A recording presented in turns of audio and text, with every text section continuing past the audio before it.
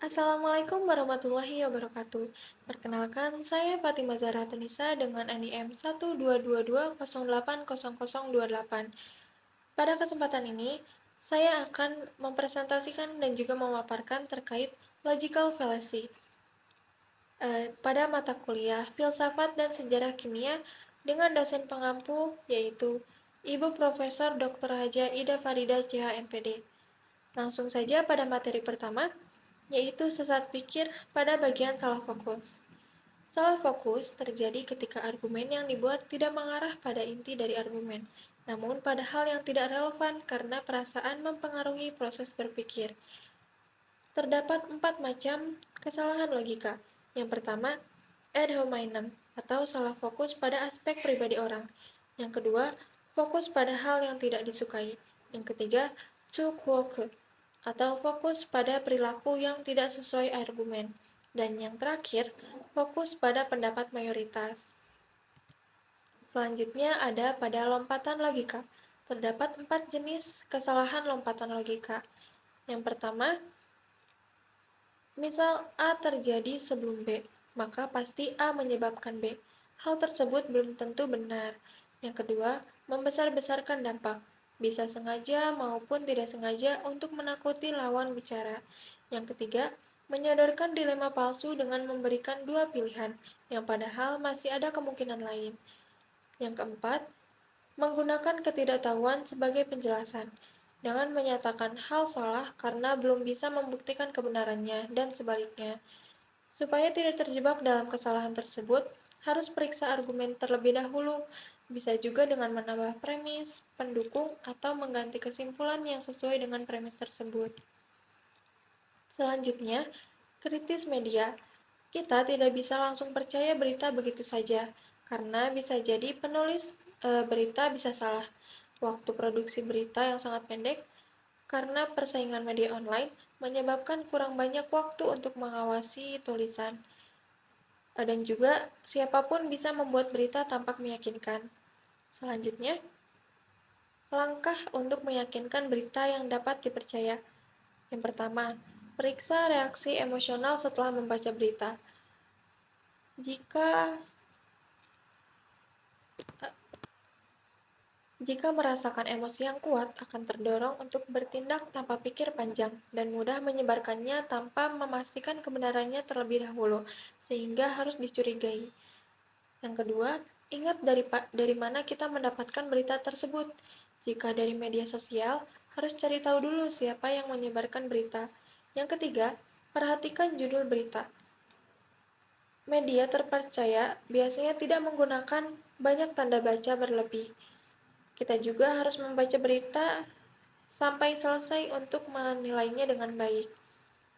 Yang keempat, periksa kredibilitas media.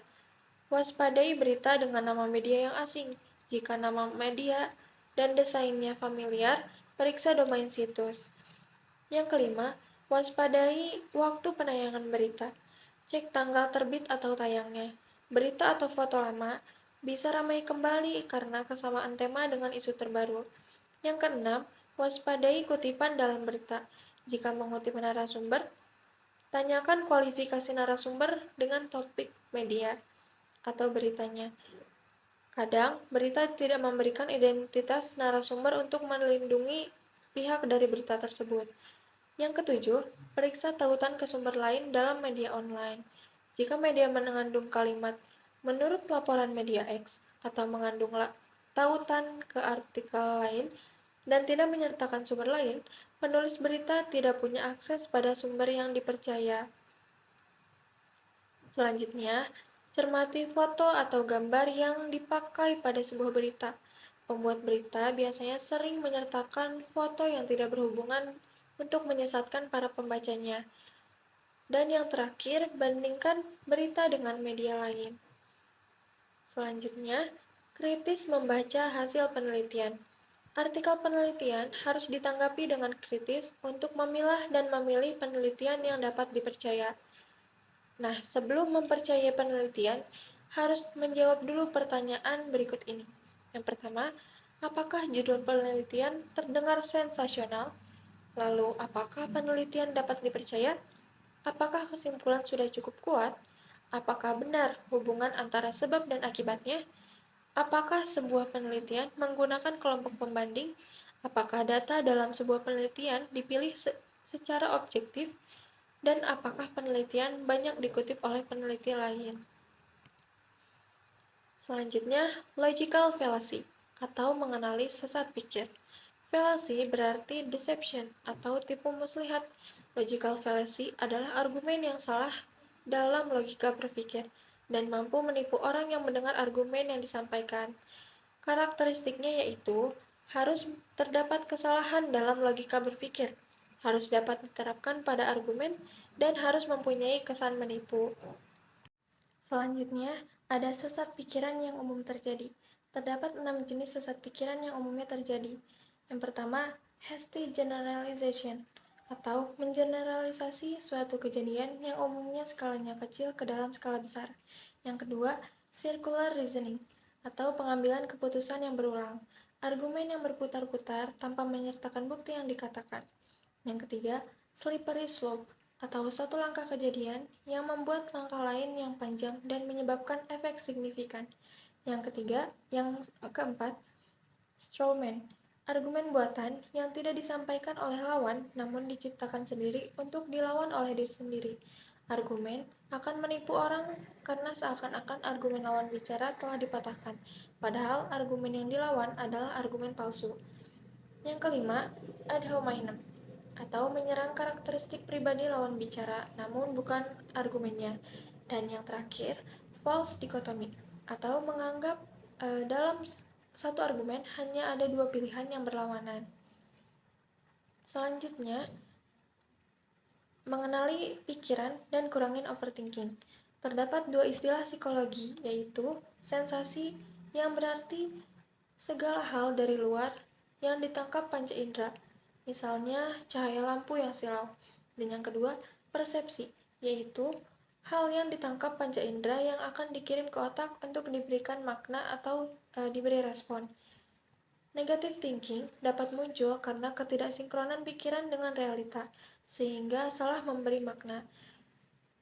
Pola negative thinking yang paling umum yaitu ada pola pukul rata. Muncul karena setelah suatu kejadian yang membuat pukul rata jika kejadian tersebut akan mempengaruhi seluruh hidup orang tersebut. Yang kedua, langsung lompat pada kesimpulan. Umumnya berasal dari tidak tahu benar atau tidaknya asumsi yang dibuat. Dan yang ketiga, pola menyalahkan, yaitu menyalahkan suatu kejadian hanya pada satu pihak, bisa pada diri sendiri ataupun menyalahkan orang lain. Cara mengulangi pola negative thinking adalah dengan cara memberi konteks pada kejadian dan mempersepsikan sesuatu. Selanjutnya, contoh dari macam kesalahan berpikir. Ada mainan, contohnya, misal A mengatakan pada B bahwa pakaian yang B kenakan kurang cocok dengan warna kulit. Yang kedua, fokus pada hal yang tidak disukai, contohnya, misal pada pemilihan OSIS, A memilih B karena tidak menyukai sikap C, padahal visi misi OSIS yang disampaikan oleh C sangat baik. Yang ketiga, Tsukuoka atau uh, yang ketiga, Tsukuoka. Contohnya, pemberi argumen memerintahkan untuk menggunakan produk dari dalam negeri, namun pemberi argumen tersebut masih menggunakan produk impor. Yang terakhir, fokus pada pendapat mayoritas. Contohnya, misal A tidak menyukai seblak karena mayoritas teman-temannya tidak menyukai seblak, yang berarti A ini mengikuti orang-orang atau mayoritas di sekelilingnya. Selanjutnya, cerita tentang overthinking. Hal yang sering saya overthinkingkan adalah masa depan. Seperti akan jadi apa saya di masa depan nanti? Apakah benar akan menjadi seorang guru yang mengajar di sekolah? Tapi bagaimana saya bisa ahli dan mengajar kimia, sedangkan saya sering merasa bingung, bimbang, dan belum cepat memahami materi dalam mata kuliah kimia ini. Selama di kampus, saya sering merasa takut gagal dalam perkuliahan meskipun saya tahu Allah Subhanahu wa Ta'ala senantiasa membantu dan memberi jalan dalam kemudahannya. Baik, sekian presentasi dan pemaparan logical fallacy dari saya. Mohon maaf atas segala kekurangan. Wassalamualaikum warahmatullahi wabarakatuh.